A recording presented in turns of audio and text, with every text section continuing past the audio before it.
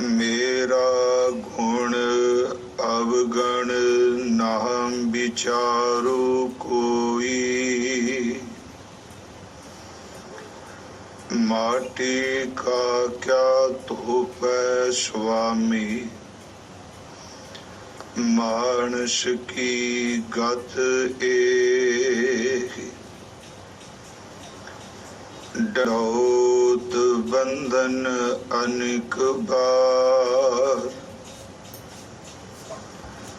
सर्व कला समरथ, ढोलन ते राखो प्रभु, नानक दे कर हाथ, सतनाम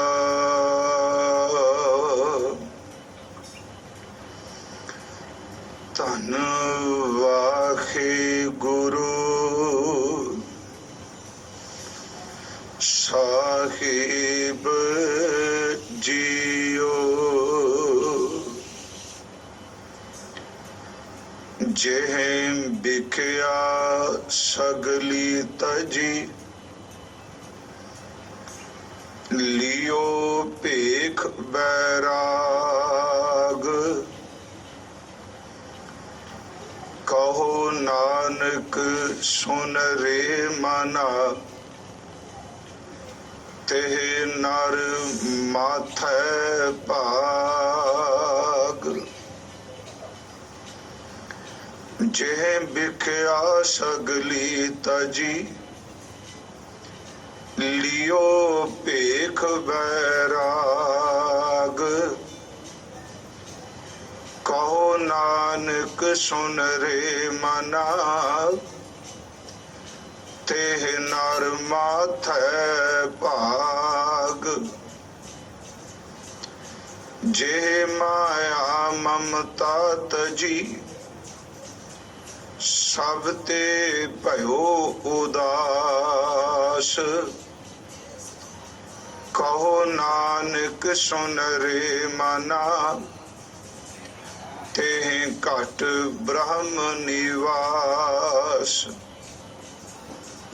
जेह माया ममता तजी, सब ते भयो उदास, कहो नानक सुन रे मना, तेह घट ब्रह्म निवास। वाहिगुरु जी का खालसा, वाहिगुरु जी की फतेह। परम सम्मान योग सतगुरु साहिब श्री गुरु ग्रंथ साहिब सच्चे पातशाह महाराज जी दी पावन पवित्र आशीष द्वारा सतगुरु गुरु तेग बहादुर जी दे अमृत बचन आप जी ने 17 और 18 जो श्लोक ने 17वां 18वां श्लोक इस दा पाठ श्रवण कीता है। आओ आप जितने हजूर दे ए अमृत बचन विचार श्रवण कर रहे हो, आशीष बख्शो। सतगुरु गुरु तेग बहादुर जी महाराज अपनी रहमत अपनी बख्शिश वरतान तां जो हजूर दे इस अमृत बचन दी विचार भावना शरदा संयुक्त हो सके। आप जी बख्शो आशीष। और प्यार अदब सहित उच्चारण करो जी। सतनाम श्री वाहे गुरु जी। करो बख्शिश, फिर उच्चारण करो जी। सतनाम श्री वाहे गुरु जी। हजूर दे ये जो विचार अधीन आए दो श्लोक ने, इन्हां दे पहला आपां अखरी अर्थ जो हर रोज नेम अनुसार जिस श्लोक दी विचार व्याख्या होनी हुंदी है जां करनी है, उस दे पहला अखरी अर्थ आपां वाचने का। हजूर ने इस श्लोक विच 17वें श्लोक विच बख्शिश कीती, जिहे विख्या सगली तजी। जिहन दा लफ्जी अर्थ करांगे जिसने, अगे शब्द है विख्या, नाल शब्द सगली भी है।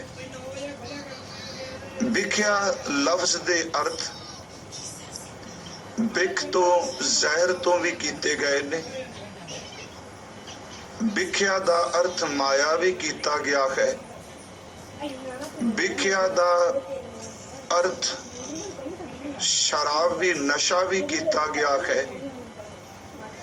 और गुरु बिलास पातशाही 10वीं विच विख्या लफ्ज दे अर्थ तमाकू दे रूप विच भी कीते गए।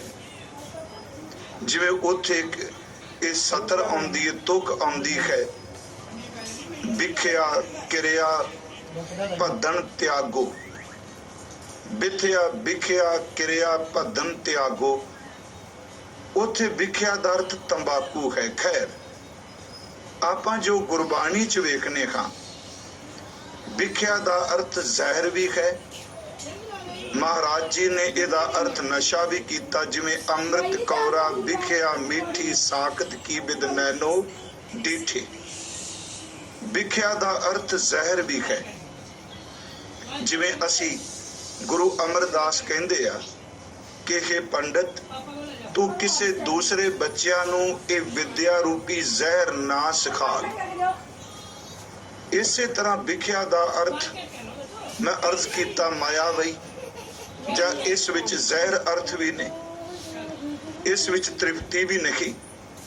इत्थे असी पहला अखरी अर्थ कर देने, जिह विख्या सगली तजी।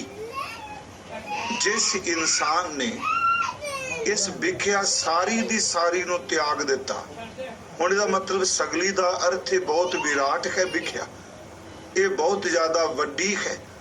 महाराज कहने जिसने सारी विख्या नूं, जहर नूं, विषय नूं त्याग दिता, लियो भीख बैराग। असल च वो ही असल बैरागी है।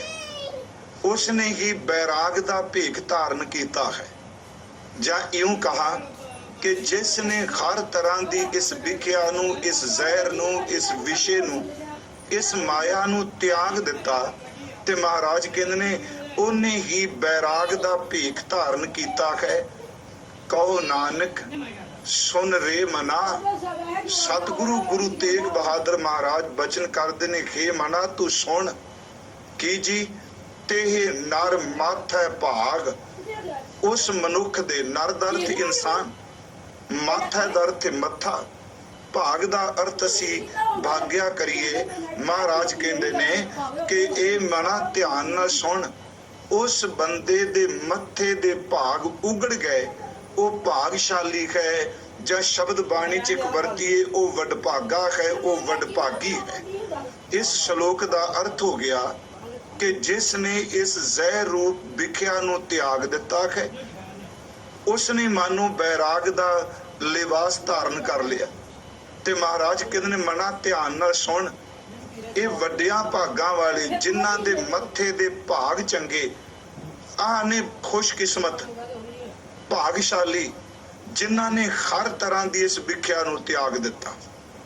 दूसरा श्लोक भी बिल्कुल इहदे नाल मिलदा जुलदा है। जे माया ममता तजी, विख्या और माया, दूसरे श्लोक विच माया आ गया। जिसने माया, ममता दा अर्थ है अपनत, पकड़, ममतव, ये वचन अगे भी आएगा ममता श्लोकां विच। जिस इंसान ने माया दी पकड़ नूं, माया दी अपनत नूं, मैं मेरी नूं छड्ड दिता ते महाराज कहंदे ने सब ते भयो उदास, वो भी इस तो उदास हो गया सारियां चीजां तो। हुण इस नुकते नूं फिर आप जी देखियो, पहला सी जे विख्या सगली तजी, इत्थे सगली दी थां महाराज जी ने विख्या दी थां ते शब्द माया वरतिया, ममता वरतिया नाल, ते इत्थे सगली दी थां ते सब वरतिया है। सगली और सब दे अर्थ तां इक्को ही होए ना जी। जे माया ममता तजी, सब ते भयो उदास, बैराग और उदास इहदे अर्थ भी एक जैसे ने, उपराम हो जाना। महाराज कहंदे आ जिसने माया दे ममतव नूं, अपनत नूं, मैं मेरी नूं छड्ड दिता, सब ते भयो उदास, ये सारी माया दी खेड तो वो नरलेप हो गया, उपराम हो गया। ते महाराज कहंदे ये उदासी, फिर मैं बेनती करा रुखापन नहीं, बड़ी बख्शिश कीती। ये उदासी जो पुराने भारत विच कई मत ऐसे सन कि उपरामता दे नाम ते अंदर खुशकी आ जानी, नफरत पैदा हो जानी, अंदरों बेरसे जे फिक्के जे हो जाना। महाराज गुरु तेग बहादुर साहब कहंदे ने ये जिहड़ी गुरमत दा बैराग है, गुरमत दी उदासी है। देख तैनूं दस्सिया जिन्ने बैराग दा भेख ले लिया ओदे मत्थे दे भाग चंगियो खुशकिस्मत, ते जिन्ने माया दी ममता नूं त्याग दिता उदास हो गया। ते महाराज कहंदे ने इस उपराम दा तां अर्थ ओदे अंदर नफरत नहीं, असल च है संसार दी माया तो उपरामता है। कहो नानक सुन रे मना, ध्यान नाल सुन। इस उदासी तो बाद की ओदे कोल ते घट ब्रह्म निवास, ओदे अंदर पार ब्रह्म दा निवास है। ओदी अपरामता दा अर्थ अंदर खालीपन नहीं, ओदी उपरामता दा अर्थ अंदर बेरसापन नहीं, उस दे उदासीपन दा अर्थ समायिक संसार नूं देख के इहदे तो नफरत नहीं। महाराज कहंदे उपराम है सुरत करके, पर उस दे धुर अंदर ब्रह्म दा निवास है, वो आत्म रसिया है, वो ब्रह्म ज्ञानी है। ये सतगुरां ने अज साडे ते बख्शिश कीती। उन्हां ने दो श्लोक सानू ये विचार वास्ते बख्शे। मैं जिहड़ी असी कथा भी करांगे नाल व्याख्या भी, पर थोड़े जे जिहड़े बचन ने वो जरूरी ने ये खोलण वाले अखरी अर्थां च। मैं अर्ज कीती विख्या और माया शब्द के, हालांकि माया लफ्ज दी वरतों असी बड़ी बड़ी करने। बाणी च दो शब्द हुंदे ने, एक माया ते एक मया। मया दा लफ्जी अर्थ है किरपा। हुण जदों साडी आम शब्दावली विच असी माया शब्द वरतने हैं, मैं अक्सर बेनती करना असी माया नूं एक चीज नाल बन के अर्थ ना करिए। जिवें मान लो करंसी है, रुपया कह लो, डॉलर कह लो, यूरो कह लो, हर मुल्क दी आपो अपनी करंसी है। असी उस करंसी नूं देख के माया शब्द दे अर्थ करने असी कहने सारे कि ये माया है। पर गुरमुखो आप जिहड़े गुरबाणी दे सूझवान हो, उंज माया भी दी खेड भी हिंदुस्तान विच जे माया दे डूंघे अर्थ करने होण ते हर मत मतांतर ने माया दी अपनी परिभाषा भी दित्ती। जदों एक करंसी नहीं सी, मैं बेनती करा, जदों एक करंसी नहीं सी, कुछ भी नहीं सी, एक सिद्धांत यह भी कहता है कि माया दी ते रब दे संजोग दे नाल ये सारी सृष्टि रची। हुण उस वक्त तां ये ना कोई पैसा ना रुपया, कोई चीज ही नहीं सी उदों। जिवें असीं पाठ करने एका माई जुगत व्याई, उत्थे माया दा माई दा अर्थ है माया।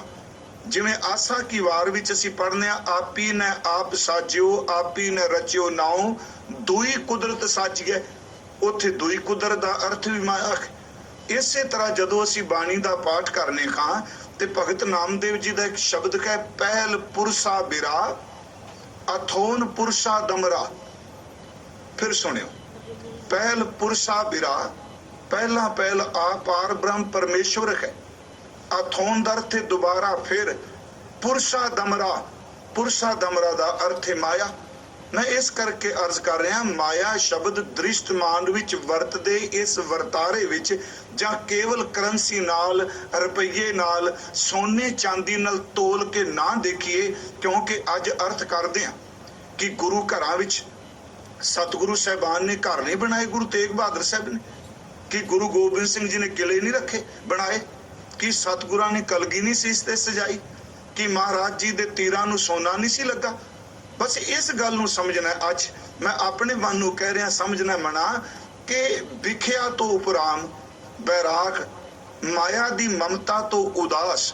पहला सानू गुरु ग्रंथ साहिब दे शब्द भी देखना पएगा भी माया की है। ते मैं अक्सर रोज आप नूं बेनती कर रहा, गुरसिखो, मैं ये अर्ज करांगा कि गुरु ग्रंथ साहिब जो इहदे शब्द विच कहा गया है, साडे वास्ते इदू वड्डा कोई दुनिया विच ज्ञान नहीं। इहनूं संकीर्णता नाल ना लिया जे, इस सच नूं असीं कबूलीए।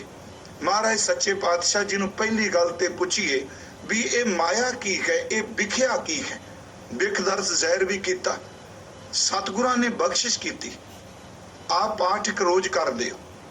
माया कदी एक रूप च नहीं रहिंदी, ਇਹ कई रूप वटा वटा के बंदे नूं मोह प्रभावित करने वास्ते हुंदी। जिवें एक पाठ है, रंगी रंगी भांति कर कर जिनसी माया जिन उपाई। हुण ये तुख असीं 27ਵੀਂ पौड़ी च जपजी साहिब च पढ़ने, जपजी साहिब दी 27ਵੀਂ पौड़ी। ये पाठ असीं रह रास विच भी करने। हुण इहदे अर्थ रंगी रंगी भांति कर कर जिनसी माया जिन उपाई। अनेकां रंगां दी, एक रंग दी नहीं, अनेकां भांतां दी, अनेकां किस्मां दी, अनेकां जिनसां दी परमात्मा ने ये माया पैदा की है। रंगी रंगी भांति कर कर जिनसी माया जिन उपाई। कबीर साहब ने इसे करके माया दी गल करदे एक शब्द क्या उन्हें सलोक है, कबीर आई मुझे पै, कहने मेरे कोल भी आई, अनक करे कर भेस। जिन्हों गुरु साहब कहते हैं, गुरु नानक साहब रंगी रंगी भांति कर कर जिनसी माया जिन उपाई। कबीर साहब उन्होंने कह रहे ने, कबीर आई मुझे पै अन करे कर भेस, हम राखे गुर अपने उन कीनो आदेश। वो लिफ गई, वो झुक गई, सानू साडे सतगुरां ने, साडे मुर्शद ने किरपा करके तो बचा दिता। चलो फिर उस तो अगली गल, क्योंकि पाठ आप जिहड़े रोज नितनेम आप जी करदे हो, गल बड़ी सौखी समझणगे सारे। हुण इस माया नूं फिर गुरबाणी दी गहराई चो वाचिए भी है की है, क्योंकि दरअसल चलो असी कथा वाले दूसरे ग्रंथां दे हवाले भी लेने आ, अनमत दे ग्रंथां दे हवाले भी लेने आ, पर एक गल बड़ी स्पष्ट है प्यारिओ, असल च गुरु ग्रंथ साहिब दी बाणी अपनी व्याख्या खुद आप ही करदी है। गुरु ग्रंथ साहिब दा एक शब्द, ओदी व्याख्या दूसरी थां ते मारे करदे पए, पर वो भी शब्द मुकम्मल है।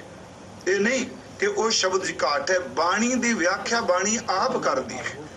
हजूर ने एक बचन कीता कि असल च माया की है, ਇਹਦਾ संबंध भी सुरती नाल है, ਇਹਦਾ संबंध भी अंदर दी बिरती नाल है, ਇਹਦਾ संबंध भी साडे अंदर दे चित दी चितवनी नाल है। गुरु साहब जी दा एक बचन आनंद साहिब दी बाणी विचों भावां असीं पाठ करने राम कली महला तीजा आनंद एको ओंकार सतगुर प्रसाद, ये पाठ करने आनंद उत्ते सरलेख, आनंद भया मेरी माए सत गुरु मैं पाया, कहे नानक एहो आनंद होवा।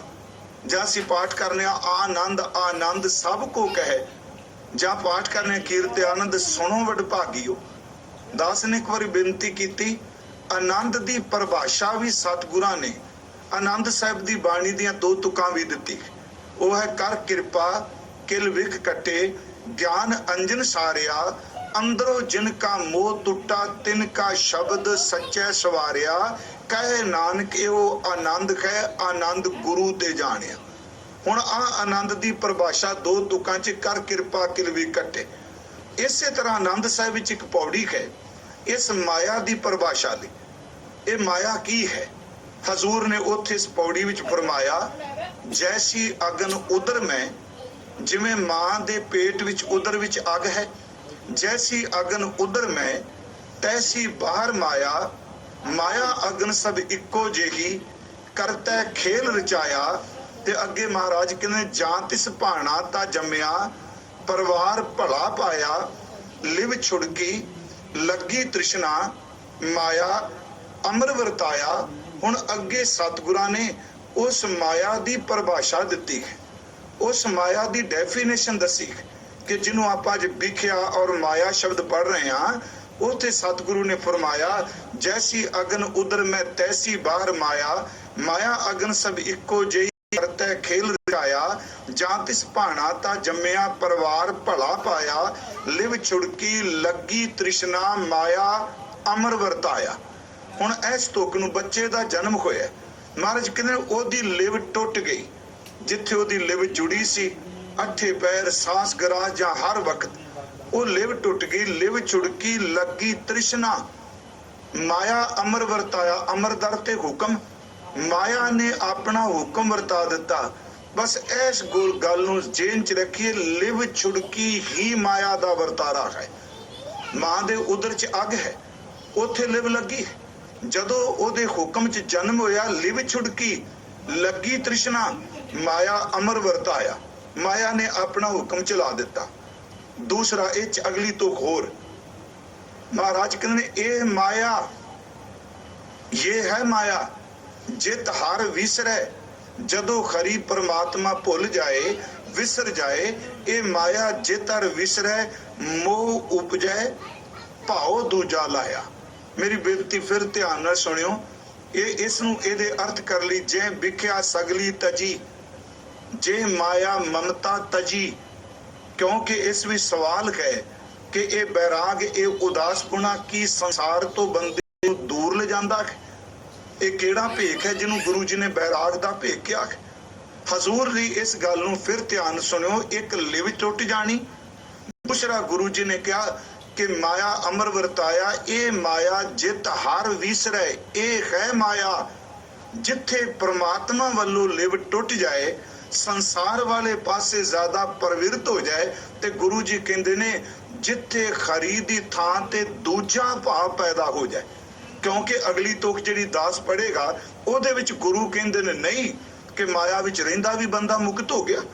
ਹਜ਼ੂਰ ਨੇ ਫਰਮਾਇਆ, ਇਹ ਮਾਇਆ ਜਿਤ ਹਰ ਵਿਸਰੈ, ਮੋਹ ਉਪਜੈ ਭਾਉ ਦੂਜਾ ਲਾਇਆ। ਜਦੋਂ ਖਰੀ ਵਿਸਰ ਜਾਏ, ਮਮਤਾ ਪੈਦਾ ਹੋ ਜਾਏ, ਜਿਹਨੂੰ ਮਮਤਾ ਕਿਹਾ ਮਹਾਰਾਜ ਨੇ, ਆਪਣਾ ਮੋਹ ਕਿਹਾ। ਇਹ ਮਾਇਆ ਜਿਤ ਹਰ ਵਿਸਰੈ, ਮੋਹ ਉਪਜੈ ਭਾਉ ਦੂਜਾ ਲਾਇਆ।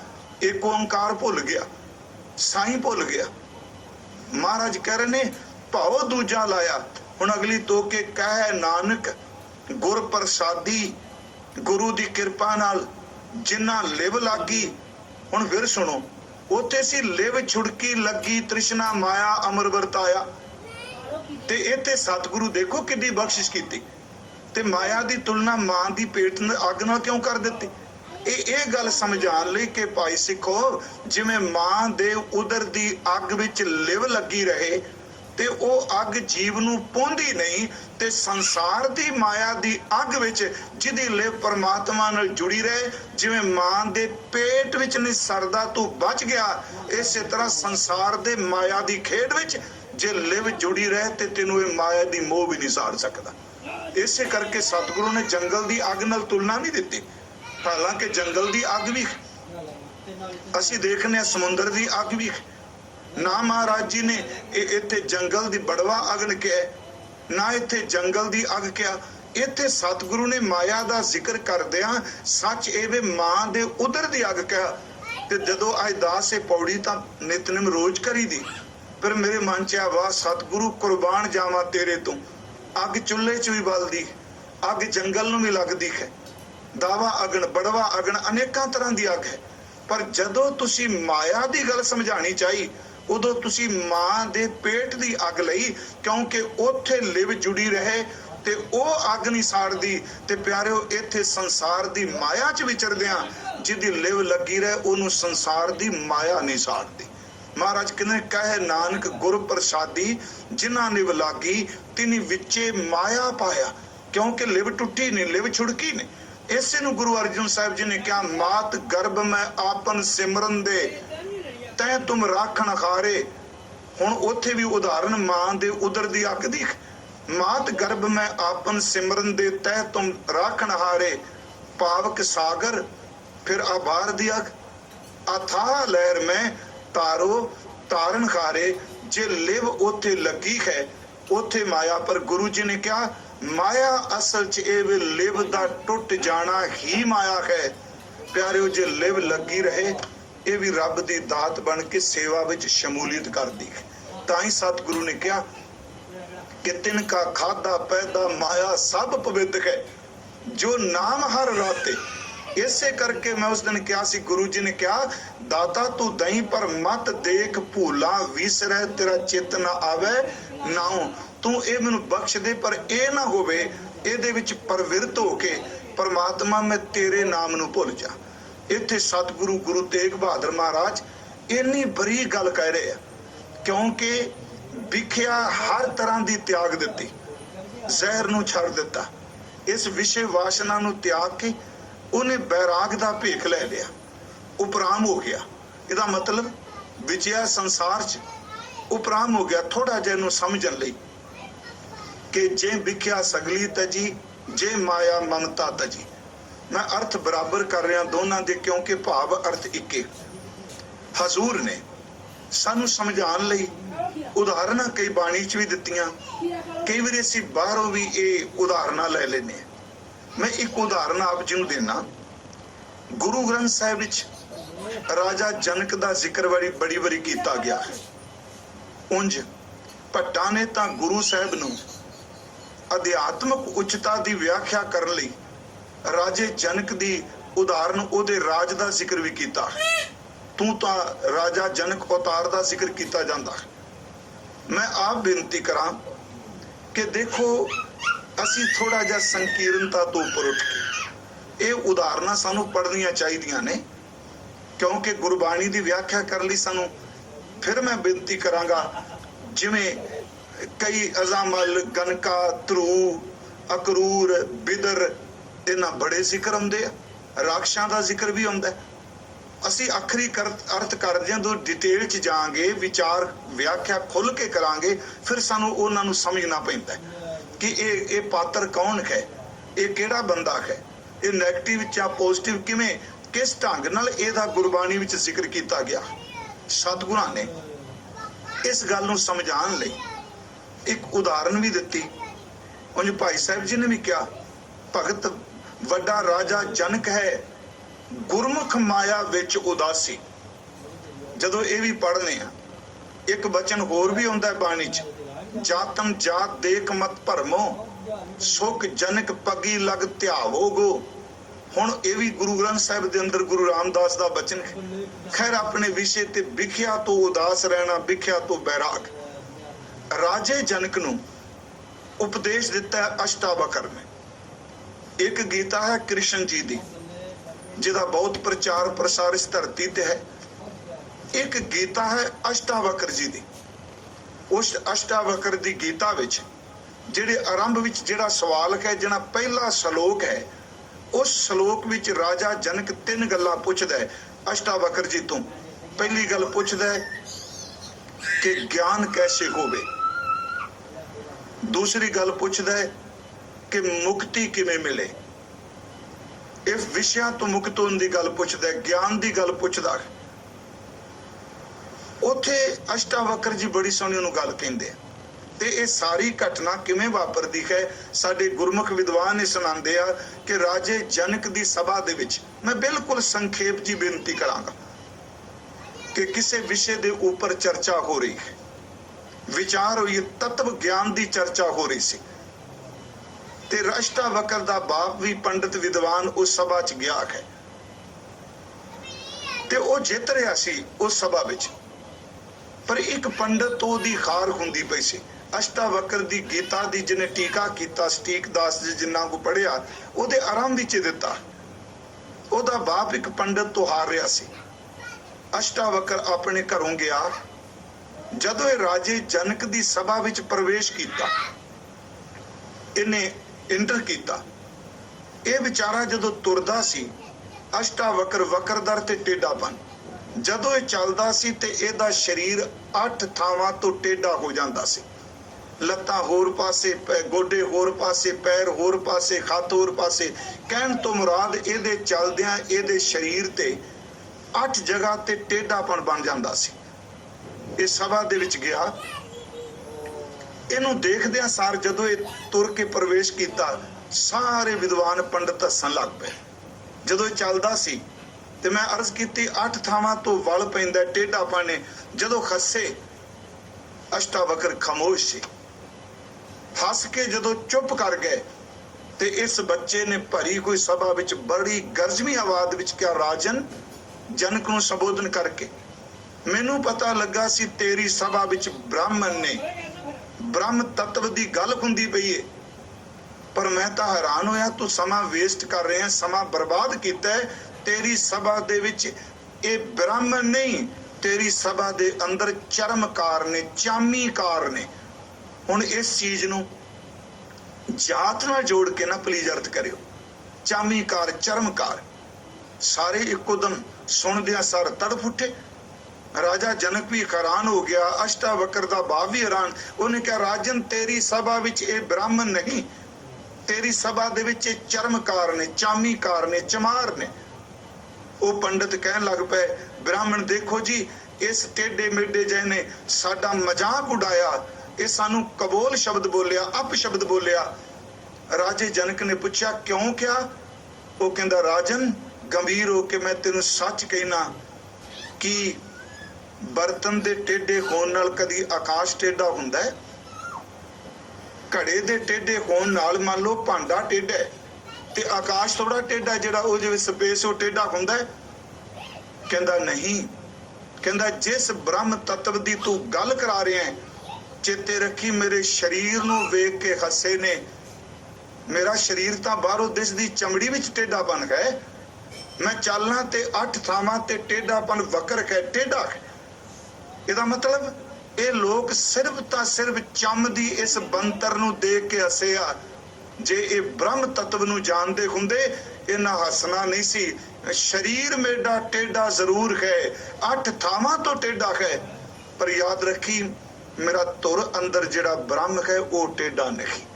ਇਹ ਚੰਮ ਵੇਖ ਕੇ ਹੱਸਿਆ। ਫਿਰ ਮੈਂ ਇਹਨਾਂ ਨੂੰ ਚਰਮਕਾਰ ਬੋਲਾਂ ਕਿ ਬ੍ਰਾਹਮਣ ਬੋਲਾਂ? ਸਾਰੀ ਸਭਾ ਖਾਮੋਸ਼ ਹੋ ਗਈ। ਉਹਨੇ ਪਹਿਲਾ ਸਵਾਲ ਕੀਤਾ ਜਨਕ ਨੇ। ਮੈਂ ਖੈਰ ਜਿਹੜੀ ਵਿਸ਼ੇ ਤੋਂ ਦੂਰ ਨਹੀਂ ਜਾਵਾਂਗਾ, ਹਰ ਗੱਲ ਵਿਸ਼ੇ ਮੈਨੂੰ ਅੱਜ ਸੀ ਵੀ ਇਸ ਘਟਨਾ ਨਾਲ ਗੱਲ ਥੋੜੀ ਜੀ ਸੌਖੀ ਹੋਰ ਸਮਝ ਪੈ ਜਾਏਗੀ। ਆਖਰੀ ਅਰਥ ਆਪਾਂ 2 ਮਿੰਟ ਚ ਕਰ ਦਿੱਤੇ। ਹੁਣ ਉਹਨੇ ਕਿਹਾ ਵੀ ਮੈਨੂੰ ਦੱਸ, ਗਿਆਨ ਕਿਵੇਂ ਹੋਵੇ, ਮੁਕਤੀ ਕਿਵੇਂ ਮਿਲੇ, ਬ੍ਰਹਮ ਤੱਤਵ ਦੀ ਪ੍ਰਾਪਤੀ ਕਿਵੇਂ ਹੋਵੇ? ਅਸ਼ਟਾਵਕਰ ਨੇ ਪਹਿਲੇ ਸ਼ਲੋਕ ਵਿੱਚ ਕਿਹਾ ਸੀ, ਰਾਜਨ, ਵਿਸ਼ਿਆਂ ਨੂੰ ਵਿਸ਼ ਜਾਣ ਕੇ ਤਿਆਗ ਦੇ। ਇਹ ਗੱਲ ਫਿਰ ਸੁਣਿਓ, ਵਿਸ਼ਿਆਂ ਨੂੰ ਵਿਸ਼ ਜਾਣ ਕੇ ਤਿਆਗ ਦੇ। ਜਿਹੜੇ ਇਹ ਵਿਸ਼ੇ ਨੇ ਇਹਨਾਂ ਨੂੰ ਜ਼ਹਿਰ ਜਾਣ ਕੇ ਛੱਡ ਦੇ। ਜਿਵੇਂ ਜ਼ਹਿਰ ਤਾਨੂੰ ਗਾਲ ਦਿਖੇ, ਇਹ ਤੋਂ ਉਪਰਾਮ ਹੋ। ਜਦੋਂ ਮੈਂ ਪੜਿਆ ਤੇ ਮੇਰੇ ਮਨ ਚ ਆਇਆ ਵੀ ਅਸ਼ਟਾਵਕਰੇ ਕਹਿ ਰਹੇ ਨੇ ਤੇ ਗੁਰੂ ਤੇਗ ਬਹਾਦਰ ਸਾਹਿਬ ਤਾਂ ਕਹਿੰਦੇ ਪਏ ਆ, ਵਿਖਿਆ ਵਿਖ ਜਿਉ ਵਿਸਾਰ, ਪ੍ਰਭ ਕੋ ਜਸ ਹੀਐ ਧਾਰ, ਨਾਨਕ ਜਨ ਕਹਿਤ ਬਿਕ ਪੁਕਾਰ, ਅਵਸਰ ਬਿਹਾਤ ਹੈ। ਕੁਰਬਾਨ ਜਾਵਾਂ ਸਤਿਗੁਰੂ। ਦੇਖੋ, ਉਹ ਅਸ਼ਟਾਵਕਰੀ ਸ਼ਬਦ ਕਹਿ ਰਿਹਾ ਸੀ ਕਿ ਇਸ ਵਿਸ਼ੇ ਨੂੰ, ਇਸ ਵਿਖਿਆ ਕੋ ਵਿਖ ਜਾਣ ਕਰ ਤਿਆਗ ਦੋ। ਗੁਰੂ ਤੇਗ ਬਹਾਦਰ ਜੀ ਕਹਿੰਦੇ ਨੇ, ਬੰਦਿਆ ਮੇਰੀ ਗੱਲ ਸੁਣ, ਵਿਖਿਆ ਵਿਖ ਜਿਉ ਵਿਸਾਰ। ਇਹ ਫਿਰ ਸੁਣਿਓ, ਜੇ ਵਿਖਿਆ ਸਗਲੀ ਤਜੀ, ਵਿਖਿਆ ਵਿਖ ਜਿਉ ਵਿਸਾਰ। ਇਸ ਵਿਖਿਆ ਨੂੰ ਜ਼ਹਿਰ ਜਾਣ ਕੇ ਵਿਸਾਰ ਦੇ। ਜਿਵੇਂ ਜ਼ਹਿਰ ਨੂੰ ਰੋਜ਼ ਚੇਤੇ ਨਹੀਂ ਕਰੀਦਾ, ਜ਼ਹਿਰ ਨੂੰ ਰੋਜ਼ ਵਰਤਦੇ ਨਹੀਂ। ਵਿਖਿਆ ਵਿਖ ਜਿਉ ਵਿਸਾਰ, ਇਸ ਨੂੰ ਵਿਸਾਰ। ਪਰ ਇੱਕ ਗੱਲ ਨਾਲ ਜਿਹੜੀ ਹੋਰ ਅਗਲੀ ਕਹੀ, ਕਹਿਣ ਲੱਗੇ, ਪ੍ਰਭ ਕੋ ਜਸ ਹੀਐ ਧਾਰ। ਜੇ ਉਹਨੂੰ ਵਿਸਾਰਨਾ ਹੈ ਤੇ ਅੰਦਰ ਖਾਲੀਪਨ ਨਹੀਂ ਚਾਹੀਦਾ। ਆਪਣੇ ਧੁਰ ਤੇਰੇ ਅੰਦਰ ਪ੍ਰਮਾਤਮਾ ਦਾ ਯਸ ਟਿਕਿਆ ਹੋਣਾ ਚਾਹੀਦਾ। ਮੈਂ ਆਪ ਨੂੰ ਬੇਨਤੀ ਕਰਾਂ, ਜ਼ਹਿਰ ਜਾਣ ਕੇ ਤੂੰ ਤਿਆਗ ਦੇ। ਫਿਰ ਦੇਖੋ, ਜਦੋਂ ਇਹ ਚੱਲਦੀ ਹੈ ਸਾਰੀ ਘਟਨਾ, पढ़न वाली है वैसे अष्टावक्र दी गीता। उंज मैनू बख्श दिओ, तुसीं घरां च बैठे हो, WhatsApp पढ़ने, फेसबुक पढ़ने, मैनू बख्श दिया जे सिखां विच पढ़न दी आदत ऐसता ऐसता बिल्कुल खत्म हुंदी पई। बहुत घट पढ़दे जी नहीं, ते प्रॉब्लम एवे पढ़दे गए नहीं ते ब्रह्मा दे भी बापू बन के फिर अर्थ करदे फिरदे। ये जरूरी है। ज्यों ज्यों बंदा पढ़ेगा, ना पढ़दे आ ना पढ़े होए दे नेड़े अदब नाल बहिंदे आ। गुरु जी ने कहा कि प्यारे अठां पैरां च जदों बंदा किते पढ़े लिखे कोल बैठे कोल गल समझे उहनूं बईया पढ़िया पास, महाराज ने कहा। हुण इत्थे मैं बेनती करांगा, इस गल नूं समझने किते कहदे किहड़ी गल शुरू कर दित्ती। मैं गुरु ग्रंथ साहिब चों हवाला थोड़ा दिता। हुण जनक नूं ब्रह्म दा उपदेश अष्टावक्र ने दिता। जनक ब्रह्म ज्ञानी बनया। इस तो इनकार ना करिए, ना नफरत वाले शब्द वरतने चाहिए। मैं एक दिन आप जी नूं कथा करदिआं बेनती कीती सी, कदी भी चुटकले विच, कदी भी मजाक विच, किसे भी परमात्मा, किसे भी धर्म दा परमात्मा लई वरते कोई शब्द दा कदी भी अपमान नहीं करना। मैं अज गल फिर रिपीट कर लगा, क्योंकि साडे लोकां दा मेधा कमजोर हो चुका है। ये गल समझ नहीं रहे। मैं सब ਲਈ ना मैं कल्प नहीं रहा, क्योंकि किसे भी धर्म च परम सत ਲਈ ਜਿਹੜਾ नाम लिया गया उस नाम ਨੂੰ कदी हेट नहीं करीदी। गुरु साहब जी ने कहा, सिर नानक लोकां पाव है, बलिहार जाऊं जेते तेरे नाम है।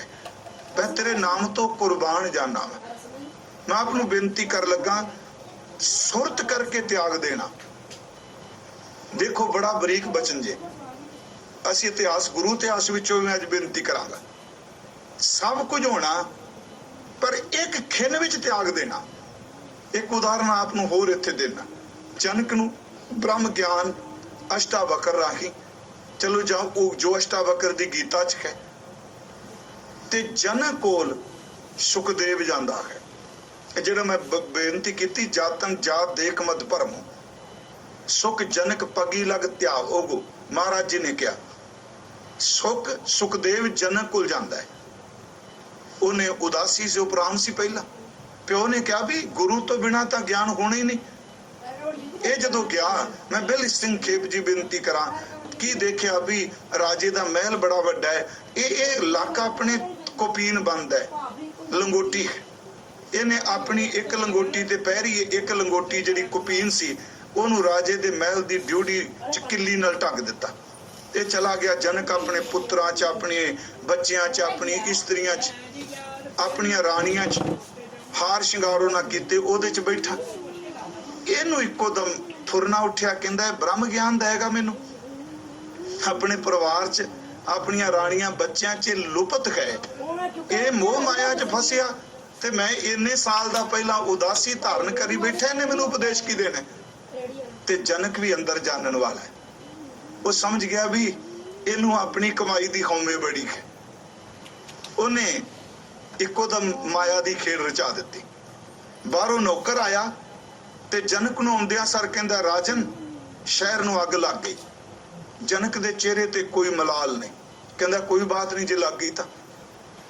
इन्नी देर नूं दूसरा आया, उन्हें कहा भी महाराज अपने महलां दे नेड़े अग पहुंच गई। वो कहंदा क्यों कल्पी जा रहे हो, जे लग गई तां की। हुण जिहड़ा सुखदेव सी, इहदे अंदर फुरना उठिया भी ये कल्ला मोह च नहीं फसिया, ये नरदई भी है कि ये सड़दा पे शहर, ते ये कहंदा कोई बात नहीं। तीसरा आया, उन्हें कहा राजन आ घर दी महल दी ड्यूटी नूं अग लग गई। राजा कहंदा कोई गल नहीं। सुखदेव दे मन च इको दम खड़क गई, वो मेरी कुपीन, ये तां राजा है, शहर सड़ेगा, कल नूं दूजा वसा लेगा, महल सड़ेगा, बचा लेंगे, दूजा वसा लेगा, मेरी वो लंगोटी, मेरी कुपीन वो सड़ जानी ड्यूटी च। जदों दौड़न लगा, जनक ने बांह पकड़ के क्या गल सुन मेरी, कित्थे चला है? कहंदा राजन सुनिया कि अग लग गई, महल तक आ गई, महल तक आग आ गई, सड़ जे मेरी लंगोटी सड़ जाएगी, तू ते राजा है। उन्हें बांह पकड़ के क्या बेटा अग किते भी नहीं लगी, सिर्फ तेरी सुरत नूं परखना सी जिहड़े तू फुरने बनाई जांदा सी मेरे लिए। तू ये कह रहा सैं, तू सोच रहा सैं धन च, ये पदार्थां च, ये मोह ममता च फसे है, पर चेते रखी कुछ भी अग नहीं। मैं तेरी सुरत पेखनी चाहता सा। तेरी सुरत इन्ने साल दी उदासी तो बाद अजे भी 4 गिट कपड़े लंगोटी विच वसी हुई है। तू ब्रह्म ज्ञान नूं किते बराबर करना है। सचमुच इस गुनाह दी खातर फिर राजा जनक जिथे पतला सटदा सी ओदे थल्ले आके सुखदेव खलोंदा सी ते ओदे सिर ते झूठियां पटला। ओदा जिक्र गुरु ग्रंथ साहिब च आया है। झूठन झूठ परी सिर ऊपर खिन मनवा तिल ना डुलावा। वो ये गुरु ग्रंथ साहिब चो मैं बेनती कर रहा सुनने वाले गुरमुखो। हुण देखो ओदी सुरत किथे। इत्थे गुरु जी जिहड़ी गल कर रहे आ, इत्थे सुरत करके जे साईं चेते है, परमात्मा चेते है, सचमुच वो रहिंदा पदार्थां विच पर इहदे तो उपराम है। सतगुरु ने शब्द वरतिया, जे विखिया सगली तजी, सुरत करके छड़ दिती। लियो भेख बैराग, प्यारिओ उपराम हो गया। हुण वैसे बैराग दा अर्थ भी इत्थे सुक्का बराग नहीं, इत्थे बैराग भी गुरु घर विच रस भरिया बैराग है। गुरु साहब नूं कदी देखो पाठ जदों असीं करने, गुरमुख प्यारे आए मिल में चिरी विशुन्ने राम राजे, मेरा मन तन बहुत बैरागिया हर नैन रस पिन्ने। इत्थे बैराग खुश्क नहीं, उपरामता है। राग दा अर्थ असीं समझने पकड़, बैराग इस तो ऊपर उठ जाना। जे विखिया सगली तजी लियो भेख बैराग, उन्हें बैराग दा भेख धारण कर लिया। इत्थे एक होर अर्ज आप नूं करांगा। बैराग दा भेख धारण करना, इनू किसी कपड़े दे रंग नाल जोड़ के ना देखियो। उंज गुरु ग्रंथ साहिब विच किसी भी बाहरमुखी भेख नूं इन्नी थां नहीं दिती गई। ये गल नूं सच्चाई नूं सुणीए। हाँ, भेख दी परिभाषा बदल के रख दिती। जिन्ने भेखां दा जिक्र गुरु ग्रंथ साहिब विच आया है, ओदे अंतरी अर्थ कर दिते गुरु जी ने। हुण जोगी दियां मुंदरां ने, गल च खफनी है, हाथ च चिप्पी है, सिंगी में जांदा है। गुरु ने बाहर मुखे चिन्हां दे अर्थ ही बदल के रख दिते। मुंदा संतोख शर्म पत झोली, ध्यान की करे विभूत, खिंथा काल कुआरी काया जुगत डंडा प्रतीत। ये सारे चिन्हां दे अर्थ नहीं बदल दिते। मुसलमान दे चिन्ह ने, उत्थे भी ओदी शरह दे अर्थ बदल दिते जी। मेर मसीत सिदक मुसल्ला हक हलाल कुरान, शर्म सुन्नत सील रोजा हो मुसलमान। हिंदू वीर दे चिन्ह है जनेऊ, प्यारे उस भेख दे भी अर्थ बदल दिते। दया कपा संतोख सूत जत गंडी सतवट, ए जनेऊ जी का खईता पांडे घत। प्यारिओ जिस दे अंदरों इस जहर दी, इस विषय तो जिहड़ा उपराम हो गया, प्यारिओ ने भेख धारण कर लिया, वो बैरागी है। गुरु साहब जी ने, मैं फिर बेनती करा, जे की जी आप भेख पालांगे ते बैरागी हो गया। कपड़े पाटे हुए पान दे नाल बैरागी नहीं हुंदा। गुरमुखो जिदी सुरत परमात्मा दे नाम च भिजी होवे, वो कलगी ला के जोड़े तोड़े पा के शाह नीले दा शाह सवार बन के भी सच्ची मुच्ची बैरागी है। थोड़ा जैसी बाणी चो ये भी देख लीए, लियो भेख बैराग। पर बदकिस्मती है, अज भी लोग बाहर मुखी भेख नूं वेख के पिछे भजणगे, गुणां नूं वेख के किहड़ा जांदा है जी। साडा पैमाना पता की है, एक तां भेख देखने ते भेख प्रभावित भी करदा है। ये नहीं कि भेख प्रभावित नहीं करता, क्योंकि भेख सदियां तो हिंदुस्तान विच भगवा चिट्टा काला ये सूफियां ने भी पाए। इवन के मैं हैरान होया, बाबे फरीद ने सूफ गल च पाई, पर उन्हें भी इस भेख का खंडन कर दिता। काले मेंढे कपड़े, काला मेंढा वेश, गुनाही भरिया मैं फिरा, लोग कहें दरवेश, लोग कहें दरवेश। कहते मेरे कपड़े वेख के लोग मैनू दरवेश कहते आ, पर इन्हों पता ही नहीं इस भेख दे थले किड्डा वड्डा अवगुणां नाल भरिया होया बैठा। इस करके गुरु ने बाहर मुखी कपड़े नूं महानता नहीं दिती। प्यारिओ याद रखियो, मेरी फिर अर्ज सुनियो, तुर अंदर। हाँ कि जिस जिवें किसी दा अंदर हुंदा है, कई बारी वो कुछ बाहरों चाहता है, पर गुरु साहब ने, फिर मैं अर्ज करांगा, जे कहिए जी फकीरी है कपड़े पाट दिते, असीं तां फकीर जी कुछ चीज चाहते नहीं, ਬਾਹਰੋਂ ਝੌਂਪੜੀ 'ਚ ਰਹਿ ਰਹੇ ਆ ਤੇ ਝੌਂਪੜੀ ਦੇ ਥੱਲੇ ਕਰੋੜਾਂ ਰੁਪਈਆ ਦਾ ਸੋਨਾ ਦੱਬਿਆ ਪਿਆ, ਕਾਹਦਾ ਭੇਖ ਹੋਇਆ? ਇਸੇ ਕਰਕੇ ਗੁਰੂ ਨੇ ਬਾਣੀ 'ਚ ਇੱਕ ਦੋ ਤੁਕਾਂ ਕਹੀਆਂ, ਉਹ ਆਸਾ ਦੀ ਵਾਰ ਵਿੱਚ ਹੈ, ਅੰਦਰੋਂ ਝੂਠੇ ਪੈਜ ਬਾਹਰ। ਸੁਣਿਓ, ਬਾਹਰ ਭੇਖ ਹੈ, ਅੰਦਰੋਂ ਝੂਠੇ ਪੈਜ ਬਾਹਰ, ਦੁਨੀਆ ਅੰਦਰ ਫੈਲ। ਆਪਣੇ ਆਪਣੇ ਏਜੰਟ ਵੀ ਰੱਖੇ ਆ ਕਿ ਇਹ ਸਾਡਾ ਪ੍ਰਚਾਰ ਪ੍ਰਸਾਰ ਕਰੋ। ਅੰਦਰੋਂ ਝੂਠੇ ਪੈਜ ਬਾਹਰ, ਦੁਨੀਆ ਅੰਦਰ ਫੈਲ। 68 ਤੀਰਥ ਜੇ ਨਾਵੇਂ ਭੇਖੀ ਹੈ, ਉਤਰੈ ਨਾਹੀ ਮਹਿਲ। ਅੰਦਰ ਨਹੀਂ ਸਾਫ। ਹੁਣ ਅਗਲੀ ਤੁਕ ਹੈ, ਜਿਨ ਪਟ ਅੰਦਰ ਬਾਹਰ ਗੁੱਦੜ। ਅੰਦਰ ਪ੍ਰਮਾਤਮਾ ਦੀ ਨਾਮ ਰੂਪੀ ਨਿਮਰਤਾ ਦੀ, ਕੋਮਲਤਾ ਦੀ ਰੇਸ਼ਮ ਹੈ, ਪਰ ਬਾਹਰ ਪਾਟੀਆਂ ਕੱਪੜੇ ਨੇ। ਹੁਣ ਉਹਦੇ ਪੁਰਾਣੇ ਕੱਪੜੇ ਵੇਖ ਕੇ ਕਿਸੇ ਨੇ ਕਹਿਣਾ ਹੈ ਸੰਤ ਹੈ। ਮਹਾਰਾਜ ਕਹਿੰਦੇ, ਜਿਨ ਪਟ ਅੰਦਰ ਬਾਹਰ ਗੁੱਦਰ ਤੇ ਭਲੇ ਸੰਸਾਰ, ਤਿਨ ਨਿਗੋ ਲੱਗਾ ਰੱਬ ਸੇਤੀ ਦੇਖਨੇ ਵਿਚਾਰ। ਰੰਗ ਹੱਸੈ ਰੰਗ ਰੋਵੈ ਚੋਪੀ ਕਰ ਜਾਹੇ, ਪਰਵਾਹ ਨਾਹੀ ਕਿਸੇ ਕੇਰੀ ਬਾਜ ਸੱਚੇ ਨਾ। ਗੁਰੂ ਸਾਹਿਬ ਨੇ ਇਸੇ ਕਰਕੇ ਫਰੀਦ ਸਾਹਿਬ ਨੇ ਇੱਕ ਜਗ੍ਹਾ ਤੇ ਥੋੜਾ ਜਿਹਾ ਇਹ ਹਵਾਲਾ ਕੱਪੜਿਆਂ ਜੋ ਦਿੱਤਾ, ਮੈਂ ਤਾਂ ਬੇਨਤੀ ਕਰ ਰਿਹਾ, ਭੇਖ ਬੈਰਾਗ ਦਾ ਕੱਪੜੇ ਨਾਲ ਜੋੜ ਕੇ ਅਰਥ ਨਾ ਕਰਨਾ। ਤੁਰ ਅੰਦਰ ਸੁਰ ਦੀ ਮੈਂ ਗੱਲ ਕਰਾਂਗਾ, ਉਹ ਹੀ ਬੈਰਾਗੀ ਭੇਖ ਵਾਲਾ। ਫਰੀਦ ਸਾਹਿਬ ਨੇ ਇੱਕ ਜਗ੍ਹਾ ਕਿਹਾ, ਉਹਨਾਂ ਦਾ ਸਲੋਕ ਹੈ, ਪਾੜ ਪਟੋਲਾ ਧੱਜ ਕਰੀ। ਜਿਹੜੇ ਰੇਸ਼ਮੀ ਕੱਪੜੇ ਪਾਏ ਨੇ ਨਾ, ਇਹਨਾਂ ਨੂੰ ਪਾੜ ਕੇ ਲੀਰਾਂ ਕਰਦੇ, ਇਹ ਨਹੀਂ ਸੌ ਨੂੰ ਪਾਉਂਦੇ ਪਏ। ਪਾੜ ਪਟੋਲਾ ਧੱਜ ਕਰੀ, ਕੰਬਲੜੀ ਪਹਿਰਿਓ। ਆ ਪਾਟੀ ਕੰਬਲੀ ਤਨ ਤੇ ਪਾਲਾਂ, ਬਸ ਇਹੀ। ਪਾੜ ਪਟੋਲਾ ਧੱਜ ਕਰੀ, ਕੰਬਲੜੀ ਪਹਿਰਿਓ। ਜਿੰਨੀ ਵੇਸੀ ਸਹੁ ਮਿਲੇ ਸਹੀ ਵੇਸ਼ ਕਰਿਓ। ਜਿਹੋ ਜੇ ਵੇਸ਼ਾਂ ਨਾਲ ਖਸਮ ਮਿਲਦਾ, ਮੈਂ ਉਹੀ ਵੇਸ਼ ਕਰ ਲਾਂਗੀ। ਅੱਗੇ ਹੈ ਮਹੱਲਾ ਤੀਜਾ। ਸਤਿਗੁਰੂ ਇਹਦੀ ਵਿਆਖਿਆ ਕਰ ਰਹੇ ਆ ਕਿ ਮਤਾ ਕੋਈ ਸਮਝੇ ਕੱਪੜੇ ਪਾੜ ਕੇ ਨਗਨ ਤੁਰਿਆ ਫਿਰਦਾ। ਅੱਗੇ ਮਹਾਰਾਜ ਕਹਿੰਦੇ, ਮਹੱਲਾ ਤੀਜਾ, ਕਾਹੇ ਪਟੋਲਾ ਪਾੜਤੀ। ਕੀ ਲੋੜੇ ਰੇਸ਼ਮੀ ਕੱਪੜੇ ਪਾੜਨ ਦੀ? ਸੁੰਦਰ ਬਸਤਰ ਤੂੰ ਪਾ। ਕਾਹੇ ਪਟੋਲਾ ਪਾੜਤੀ, ਕੰਬਲੜੀ ਪਹਿਰੇ।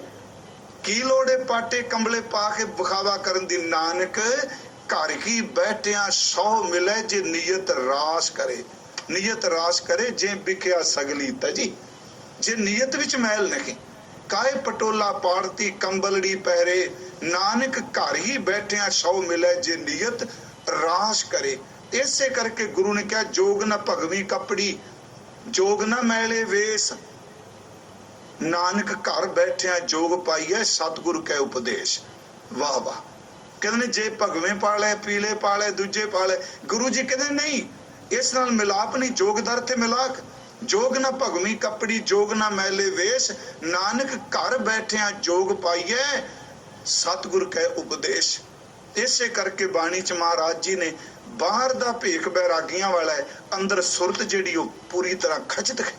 ਗੁਰੂ ਸਾਹਿਬ ਨੇ ਇਹਨੂੰ ਸਵੀਕਾਰ ਨਹੀਂ ਕੀਤਾ। ਇਸੇ ਕਰਕੇ ਗੁਰੂ ਜੀ ਨੇ ਕਿਹਾ, ਕੱਪੜੇ ਪਾਉਣ ਨਾਲ ਬਿਰਤੀ ਥੋੜਾ ਬਦਲ ਜਾਣੀ ਇੱਕੋ ਦਮ। ਮੈਂ ਇਹ ਬਾਹਰ ਮੁਖੀ ਭੇਖ ਦਾ ਜ਼ਿਕਰ ਕਰ ਰਿਹਾ, ਜਿਹੜਾ ਧਰਮ ਦੇ ਨਾਂ ਤੇ ਮੈਂ ਫਿਰ ਅਰਜ਼ ਕਰਾਂ, ਅੱਜ ਵੀ ਪ੍ਰਭਾਵਿਤ ਕਰਦਾ ਇਸ ਚੀਜ਼। ਗੁਰੂ ਸਾਹਿਬ ਨੇ ਧਾਰਨ ਕੀਤਾ ਜੀ, ਗੁਰੂ ਨਾਨਕ ਸਾਹਿਬ ਨੇ ਧਾਰਨ ਕੀਤਾ। ਭਾਈ ਸਾਹਿਬ ਨੇ ਲਿਖਿਆ ਕਿ ਬਾਬਾ ਦੇਖੈ ਧਿਆਨ ਤਰ ਜਲਤੀ, ਸਭ ਪ੍ਰਿਥਵੀ ਦਿਸ ਆਈ। ਬਾਜੋ ਗੁਰੂ ਗੁਬਾਰ ਕਹਿ ਖੈ ਕਰਦੀ ਸੁਣੀ ਲੁਕਾਈ। ਬਾਬੇ ਭੇਖ ਬਣਾਇਆ, ਉਦਾਸੀ ਦੀ ਰੀਤ ਚਲਾਈ, ਉਪਰਾਮਤਾ ਦੀ। ਤੇ ਜਦੋਂ ਮਹਾਰਾਜ ਕਰਤਾਰਪੁਰ ਆਏ, ਹਾਲਾਂਕਿ ਖਾਰ ਉਦਾਸੀ ਵਿੱਚ ਕੱਪੜੇ ਵੱਖਰੇ ਵੱਖਰੇ ਸਨ।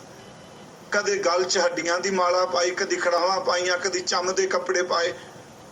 ਪਰ ਜਦੋਂ ਕਰਤਾਰਪੁਰ ਆਏ, ਉੱਥੇ ਭਾਈ ਜੀ ਨੇ ਲਿਖਿਆ, ਭਾਈ ਸਾਹਿਬ ਜੀ ਨੇ, ਫਿਰ ਬਾਬਾ ਆਇਆ ਕਰਤਾਰਪੁਰ, ਭੇਖ ਉਦਾਸੀ ਸਕਲ ਉਤਾਰਾ। ਪੈਰ ਸੰਸਾਰੀ ਕੱਪੜੇ ਮੰਜੀ ਬੈਠ ਕੇ ਅਵਤਾਰਾ। ਆਮ ਗ੍ਰਿਸ਼ਤੀਆਂ ਵਾਲੇ ਕੱਪੜੇ ਜੀ, ਜ਼ਿਮੀਦਾਰਾਂ ਵਾਲੇ ਕੱਪੜੇ, ਆ ਕਿਰਸਾਨੀ ਕਰਨ ਵਾਲੇ ਕੱਪੜੇ ਸਾਦੇ। ਤੇ ਮੈਂ ਸੋਚਣਾ, ਬਾਬਾ ਜੀ ਜਦੋਂ ਭਾਈ ਲਹਿਣਾ ਜੀ ਆਏ, ਤੁਸੀਂ ਲੈਣ ਅੱਗੋਂ ਆਏ, ਘੋੜੇ ਦੀ ਲਗਾਮ ਨਾ ਪਕੜੀ। ਤੇਰਾ ਕਿਤਨਾ ਸਾਦਾਪਨ ਸੀ, ਕੋਈ ਚੇਲੇ ਛੇਲੇ ਇੰਨਾ ਚਮਕ ਦਮਕ ਨਹੀਂ। ਉਹ ਘੋੜੇ ਤੇ ਚੜੇ ਚੜੇ ਧਰਮਸ਼ਾਲਾ ਆ ਗਏ।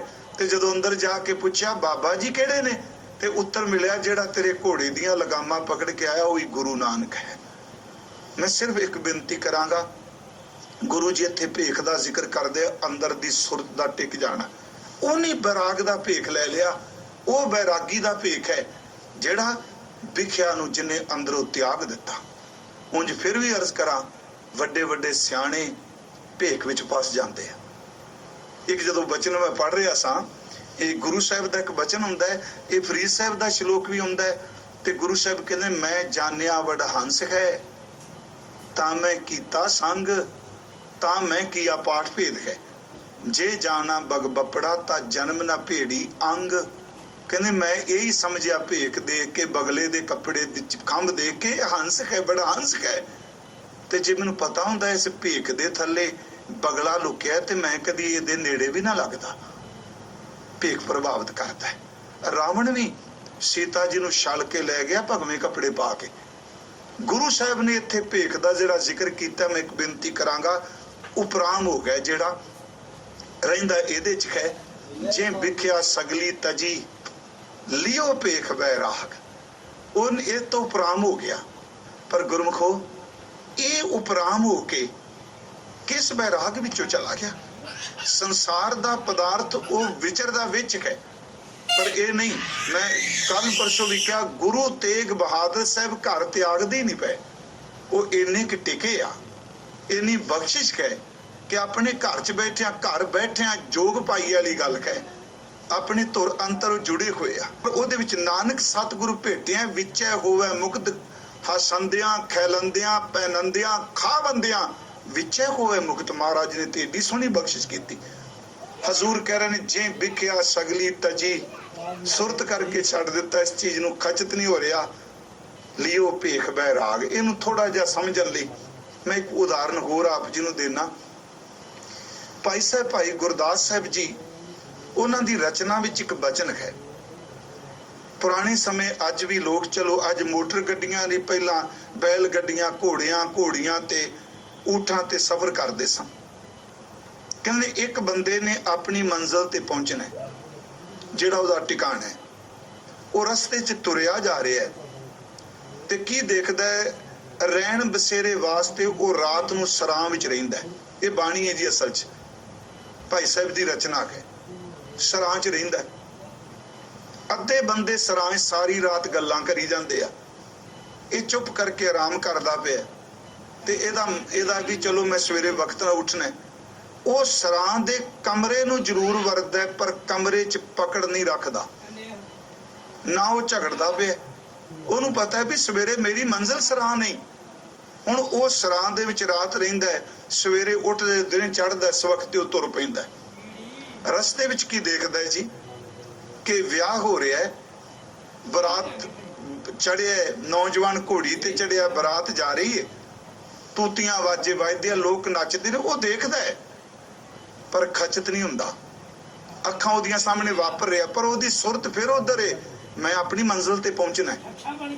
ਥੋੜਾ ਜਿਹਾ ਅੱਗੇ ਜਾਂਦਾ ਹੈ ਤੇ ਕੀ ਦੇਖਦਾ, ਮੌਤ ਹੋ ਗਈ। ਅਰਥੀ ਚੁੱਕ ਕੇ ਲਿਜਾ ਰਹੇ ਆ, ਲੋਕ ਰੋ ਰਹੇ ਆ, ਵੈਣ ਪਾ ਰਹੇ ਆ।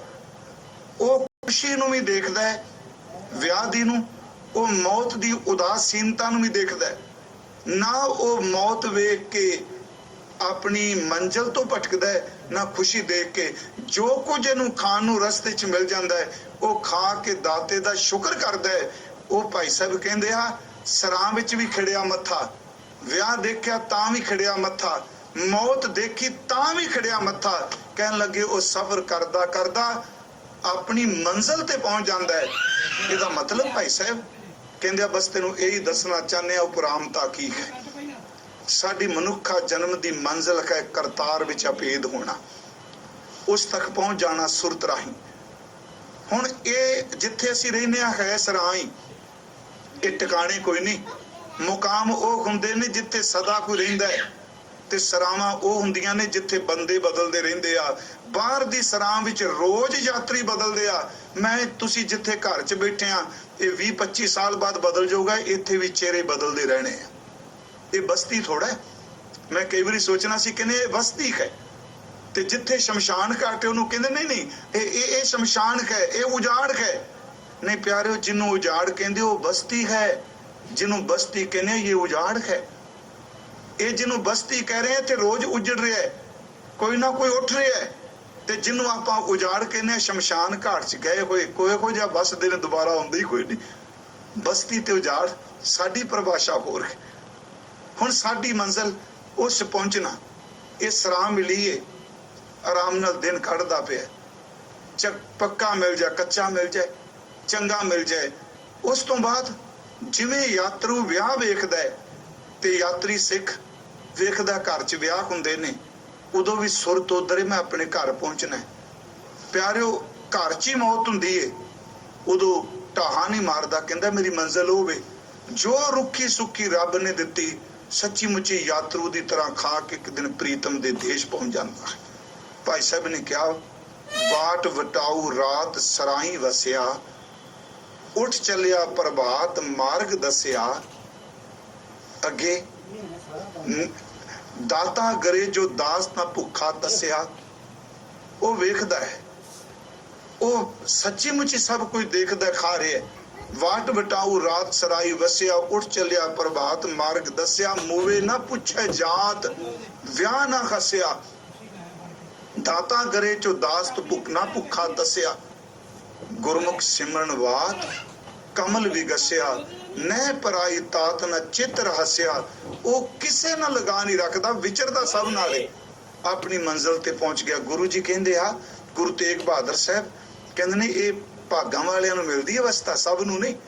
ਜੇ ਵਿਖਿਆ ਸਗਲੀ ਤਜੀ ਸਗਲੀ, ਹੁਣ ਮੈਂ ਤੇ ਸਗਲੀ ਦੇ ਅਰਥ ਕੀਤੇ ਰੰਗੀ ਰੰਗੀ ਭਾਂਤੀ, ਹਰ ਤਰ੍ਹਾਂ ਦੀ ਵਿਖਿਆ, ਪਦਾਰਥ ਦੀ, ਸੰਸਾਰ ਦੀ ਸੁਰਤ ਕਰਕੇ ਉਹਨੇ ਛੱਡ ਦਿੱਤੀ ਵੀ ਮੈਂ ਤੁਰਨਾ ਅੱਗੇ। ਲਿਓ ਭੇਖ ਬੈਰਾਗ, ਉਹਨੇ ਬੈਰਾਗ ਦਾ ਭੇਖ ਧਾਰਨ ਕੀਤਾ।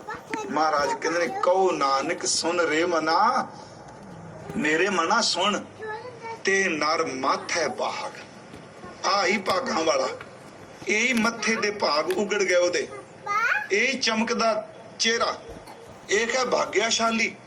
ਉਂਝ ਵੈਸੇ ਭਾਗ ਬੜੀ ਵੱਡੀ। ਹੁਣ ਤੇ ਨਰ ਮਾਥੈ ਭਾਗ, ਆਮ ਤੌਰ ਤੇ ਅਸੀਂ ਪਦਾਰਥ, ਧਨ, ਦੌਲਤ, ਇਹ ਜੇ ਕੁਝ ਹੋਵੇ ਅਸੀਂ ਕਹਿੰਦੇ ਬੜੇ ਭਾਗਾਂ ਵਾਲਾ ਜੀ, ਪਰ ਭਾਗ ਲੱਗੇ ਪਏ ਆ, ਇਹ ਕਹਿੰਦੇ ਆ ਬੜੇ ਭਾਗ ਲੱਗੇ ਆ। ਚੇਤੇ ਰੱਖਿਓ, ਗੁਰੂ ਤੇਗ ਬਹਾਦਰ ਕਹਿੰਦਾ ਹੈ, ਸੱਚੇ ਪਾਤਸ਼ਾਹ ਮਿਹਰ ਕਰਦੇ ਆ, ਪਦਾਰਥਾਂ ਦਾ ਮਿਲ ਜਾਣਾ ਭਾਗਿਆਸ਼ਾਲੀ ਨਹੀਂ, ਭਾਗਿਆਸ਼ਾਲੀ ਉਹ ਹੈ ਜੋ ਪਦਾਰਥ ਵਿੱਚ ਰਹਿ ਕੇ ਵੀ ਨਿਰਲੇਪ ਰਹਿੰਦਾ ਹੈ। ਜੇ ਕੀ ਜੀ ਇਹ ਭਾਗ ਦੀ ਨਿਸ਼ਾਨੀ? ਹਾਂ, ਕੋਈ ਸ਼ੱਕ ਨਹੀਂ, ਕਿਹਾ ਜਾਂਦਾ ਸੰਸਾਰ 'ਚ।